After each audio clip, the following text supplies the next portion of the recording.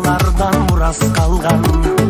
Өз өлкөң өз тилиң болгон үчүн кыргызым жашап келет байыртадан.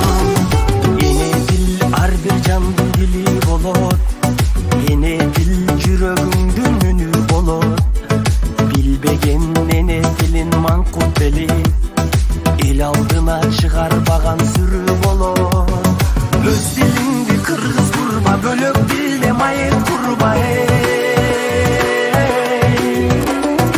Эне тилин чаңгандарды намыстан карап турба.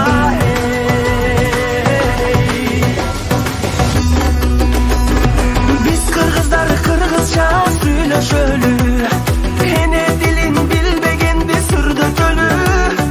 Кылымдарды карыткан тили бизди.